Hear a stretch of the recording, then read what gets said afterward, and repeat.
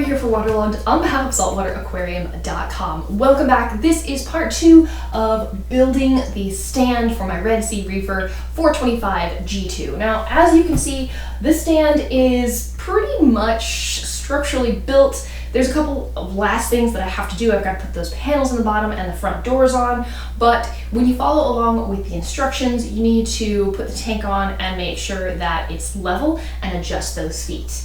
As you can see behind me, I have a level sitting on top of the stand, and if you can take a look, it's pretty level, which means the work that I did and showed you in the last video, where I went through and measured all of the little feet to 3/4 of an inch, paid off. It was a little bit extra, but now hopefully I should have less to do. So the next thing is to put the tank on the stand, do a little bit more adjustments, and then build the rest of it. Now, as you might guess, the tank itself is fairly heavy, so if you're doing this at home, you're going to want to make sure you have at least 2, maybe 3 people to help you lift it and get it onto the stand. Something else you should make note is the tank, at least this one, comes fully plumbed with the bulkheads on it. So you're going to need to make sure that you have whoever's helping you, they're going to need to be strong enough and be able to maneuver the tank so that those bulkheads don't break. You're going to have to get them into this space right here, so just keep that in mind. Now, I knew that this was going to be a heavy object to move, and I didn't want to risk it breaking, so I actually went ahead and purchased a lift table to help me out getting it into place and making my life a lot easier. So let's go ahead and get that lift table in here and get this tank on the stand.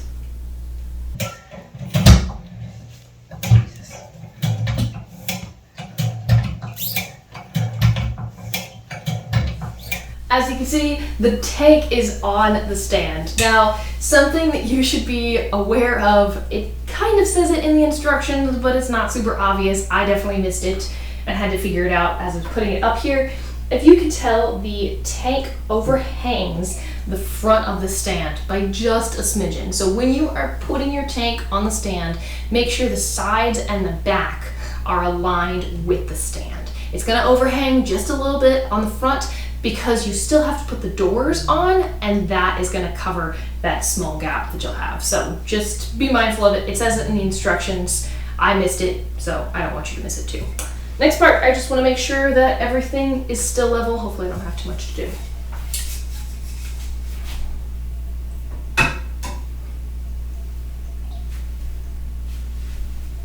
Good on this side. Okay, the tank and stand are level. Next up is to lock all of the feet in place. There's 16 of them. It takes a little bit of time, so put on some good music and go ahead and get those all locked in.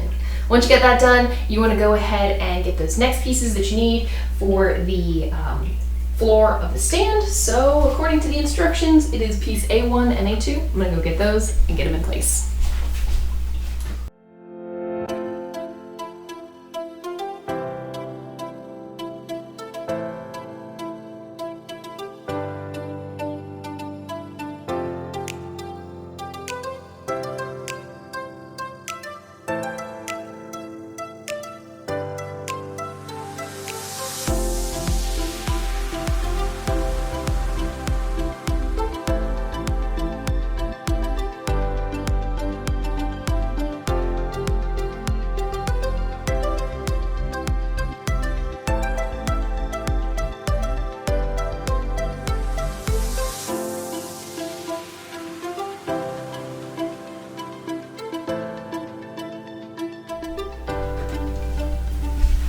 Alright, now that I've brought the sump in, I've got those baffles in place and properly adjusted, it's time to put the hinges on the doors and get the doors in place.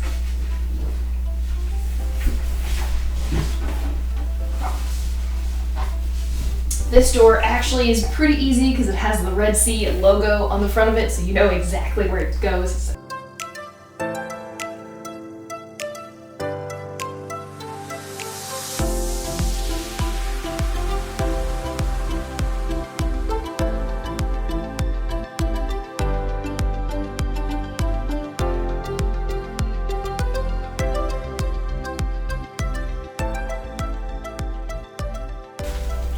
Alright, it's time to get the sump in. Be right back.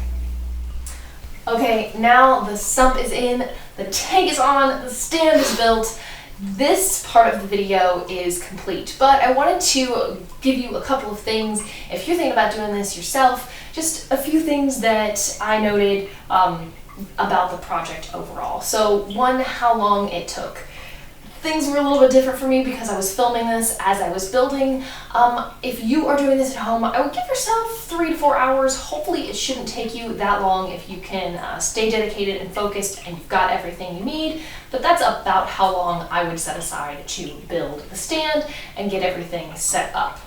The next thing, difficulty level. If you are like me, I don't like building IKEA furniture, anything like that. My jam is mostly the fish and animal husbandry, so even with all of that said, it's not my cup of tea. It really wasn't that difficult to build. There was a couple things that were tricky and iffy along the way, but I pointed those out to you, and aside from those few things like this overhang, which is taken care of by these doors, it was a pretty easy to go project. And something else, Red Sea has a phenomenal team and resources online that are available to help you if you have any questions along the way. You can join their Facebook group where a lot of Red Sea owners can help you, but also Red Sea staff themselves are happy to help get your tank and stand up and put together. So those are the things that I've noted. Make sure you tune back in for the next video where I'm going to be setting up the plumbing for all of this. A lot of it is in place, but I'm going to save that for a separate video. So thank you guys so much for watching, and again, thanks to Red Sea for allowing me to do this project. This has been Hilary for Waterlogged on behalf of saltwateraquarium.com. Thanks for watching, and I'll see you next time.